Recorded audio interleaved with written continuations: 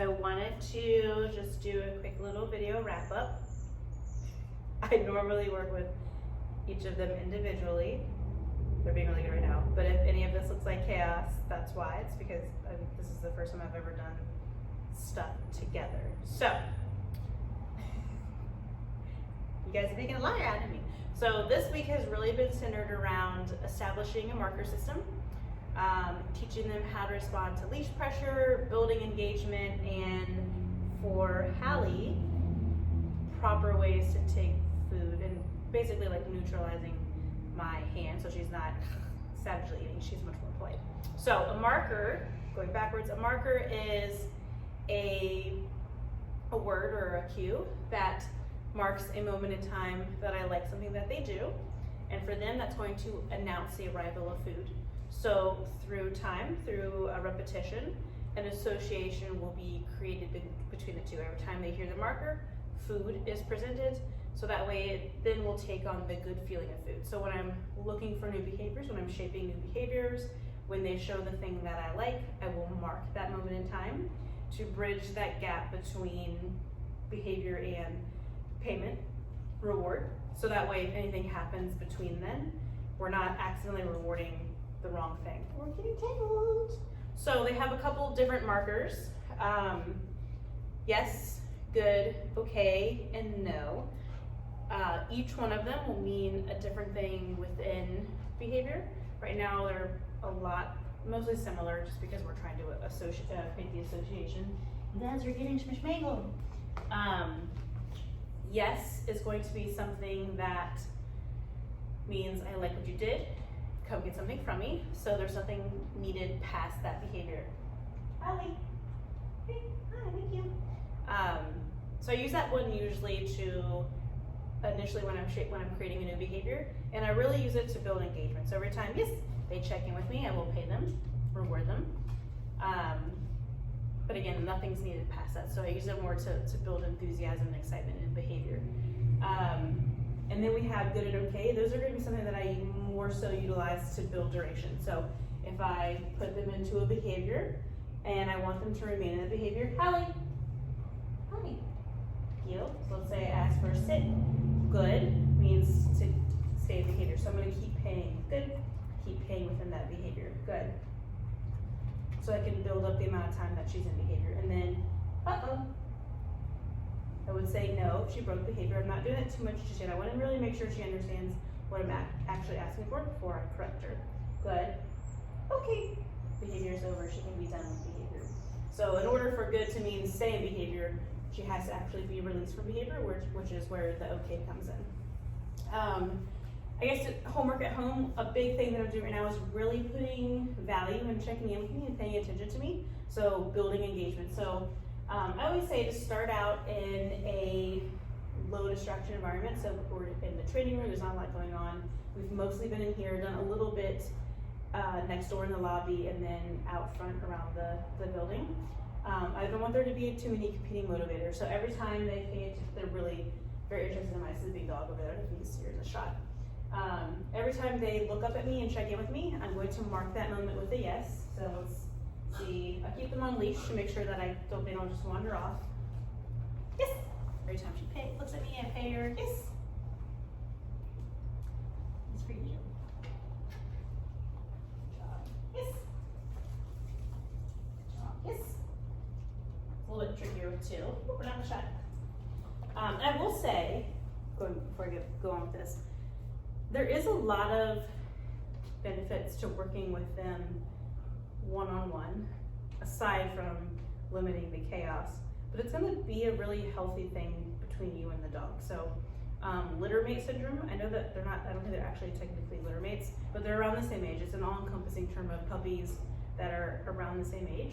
They get too attached to one another, and then it can sometimes funnel into unwanted behaviors like resource guarding owners and fighting a lot and like too much possession issues, whatever. So I always like to really make it a point to give individual attention to each dog, and then also together attention, group attention, whatever. But that's gonna help with clarity and working on things one-on-one to where they're not fighting for your attention, and they can learn their behaviors more constructively than when they're together. So for me right now, I'm gonna do everything individual for quite a bit of time, and probably around the 3rd week, I'll start integrating them in together, and then the 4th week, most of their stuff will be together. Just because they live together, they need to learn how to coexist within training. So anyway, so the engagement, I think it's a really beneficial thing to show them that there is value in paying attention. I do not need them to sit and stare at me the entire time. It's really cute that they're doing it right now, but I don't want them to always need to be paying attention to me, but I do want them to know that it's good things come when they do come in and check in with me. That way, when you're out and about, you're out walking with them, you have them playing in the backyard, and you say their name, they find value in coming and paying attention to you instead of just totally blowing you off and getting into trouble or whatever it is that they're doing.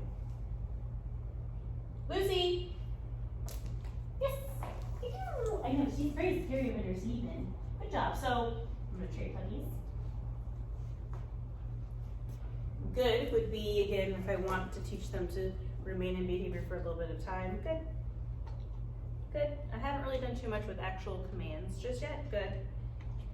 Okay. I want to avoid disassociation. Okay.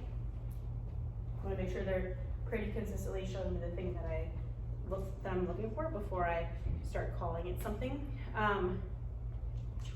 With Halle, I've been trying to make it a point to create neutrality in my hand. So when my fist is closed, she can't take anything until I give the marker yes and open my hand into a fist. I'm gonna come closer so you can actually see that.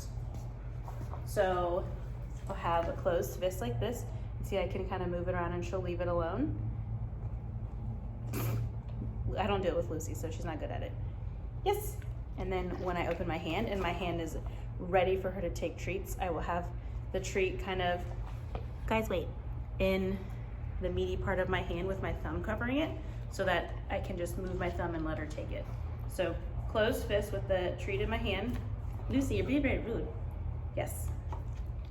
So I want her to not feel the need to chase my hand and grab and try to steal because she knows that she can't have it until I open my hand.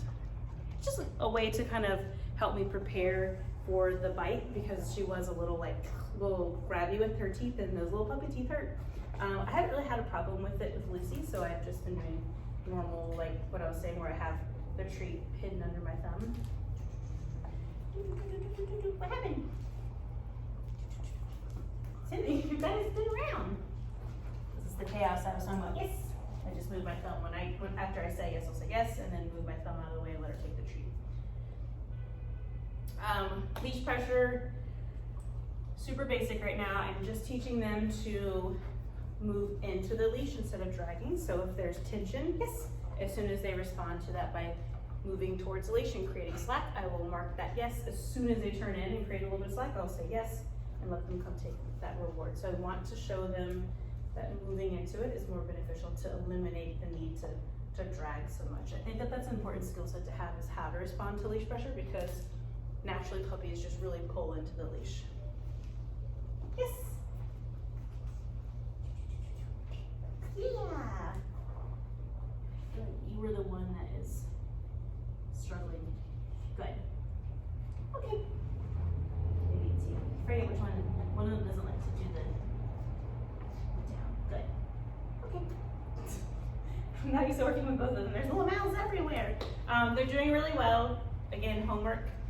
Right now, I would say just using, anytime you're giving them food or treats or anything, always precede it with that yes marker. I would just focus on the yes marker right now. So if you're looking for something to reward, eye contact or paying attention to you, if you're just walking around the kitchen or the living room or the backyard or whatever, have their meals ready. If you have a tree pouch, or if you just want to have like a couple handfuls, a cup, like a mug or whatever you're carrying their food around, I would do one at a time, otherwise they're gonna be fighting over food. Every time they pay attention to you, give them a handful of their kibble or the entire bowl or just a couple of kibbles, whatever. Get them working for their food, and instead of them just having that food for free, they're repeating myself, but they're working for it and they're building engagement at the same time. so that they find value in paying attention to you and caring about where you are and what you have to say. It's just the really fundamental ground step of working with puppies, and I feel like spending a lot of time on this is really helpful in the long run. So let me know if you have any questions. Again, they're doing really well, super puppy stuff, normal puppy things that I've been experiencing. If you have anything that you want me to focus on specifically that you're seeing, then you can shoot me an email, respond to this. Yeah, just let me know if you need help with anything. Bye.